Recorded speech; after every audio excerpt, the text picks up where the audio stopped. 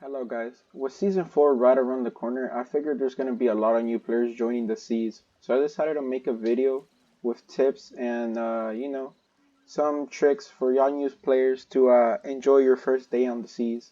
Hopefully y'all enjoyed the video. So the first thing you want to do in Sea of Thieves is that when you spawn in this tavern, which is mostly in an outpost, sometimes you may spawn in an island, but that is very rare.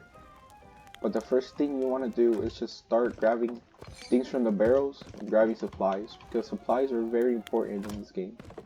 You want to grab chains, cannonballs, food, anything you see, even worms, because you never know if you might want to fish or anything.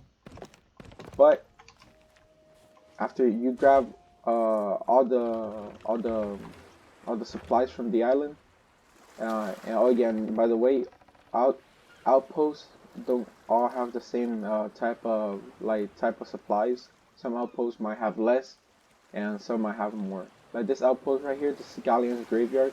This outpost has a lot of supplies, especially up there. Now that we talked about supplies, I wanted to give y'all some quick tips on what you call it, on boat management. Uh, you're gonna want to know how to use your boat, especially in if you're running away from a battle or going into a battle. If you can see the wind right here, you want to always be pointing your sails to where the wind is going, like that. As you can see, the the sail is like getting pushed very hard, and that way you'll get the maximum speed on the boat. If you're on a brigantine, if you put both sails towards the wind, especially with side of wind, you're gonna be going extremely fast. So on the sloop, it's the fastest of all the boats going against the wind, but it's the slowest of all the boats going with the wind. And this one's the one you're probably gonna be using the most if you're playing solo. Do not try to solo galleon or solo break, because that will just end up with you sinking, because it's very hard to manage a bigger boat by yourself. It's especially now, it is very difficult to manage the sloop by yourself, because some changes that happened to the bucket recently that I don't feel like talking about in this video. Another thing that I wanted to talk about is that you're about using your anchor correctly. Your anchor should never once it goes up on the outpost, it should never go back down. As you can see, we're moving, and let's say I want to make a stop. Instead of dropping my anchor and taking that long time, I can just raise the sail before I reach the island I'm going to, and your boat will slowly come to a stop. And that way, if somebody sneaks up on you, all you have to do is drop sails, and you'll be on your way again. If you have your anchor down, you have to raise your anchor, and most likely your boat's already sunk by then.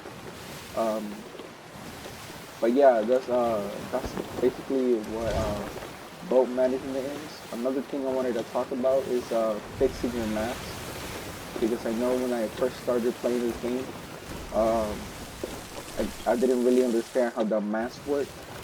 So if you, let's say, your mast gets knocked down, because it is gonna get knocked down, and you do grab some chains here. Let me see if this thing still works. I don't even think it does. Okay, I guess it doesn't. You should be able to knock down your own chain, but let me see if I can fix it. Oh yeah, there you go. I got it. If your chain gets knocked down, make sure. Let me grab a piece of wood. I already got wood. If your chain gets knocked down, you want to make sure that you pull it all the way up. It's faster to pull up the mast if you have a partner doing it on the other side too.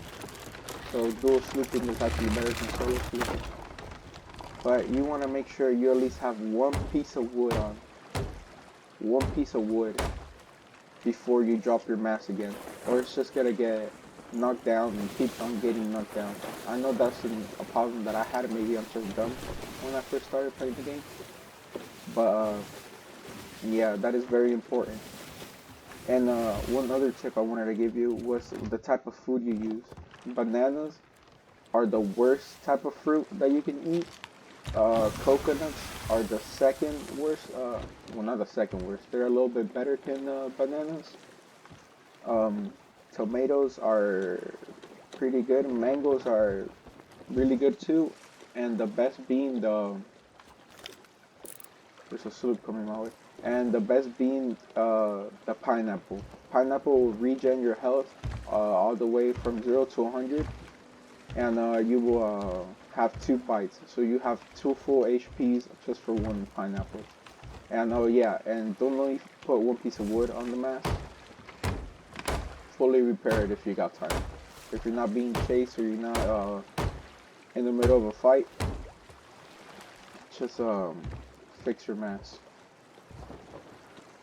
Another thing is that you see that cloud right there? That's it's like a boat. That is a world event. You go there, there's some ships that you battle, and if you sink all of them, you get loot. Sometimes it'll be a skull, and it'll be like on the fort like that. And once you defeat all the captains and all the bosses and things, they'll drop a key. You unlock like a little vault thing, and you'll get a lot of loot depending. The skull with green eyes is OG normal fort, which loot is decent, but it's not that great. Uh, the one that's a normal skull with red eyes, that's a Fort of the Dam. That that was actually pretty good. It comes with 2 Reaper chests, some Captain skulls, and it comes with a chest of legends, which is the Athenas. That I'm pretty sure you're gonna hear a lot about it when you start playing this game. And another thing is the skull that is like all messed up and all ripped up in the sky, that is like really glowing red. That's what you call it? That's a Fort of Fortune, and that's the fort that has the most type of loot, but it's also really long. By the way, there's a DA sloop coming at me. I'm pretty sure that's a DA sloop. But yeah, that's basically all I wanted to talk about. Hopefully you guys are ready now to join the Sea of Thieves, and hopefully y'all have a good time, and I cannot wait to see y'all out there in the sea. Bye.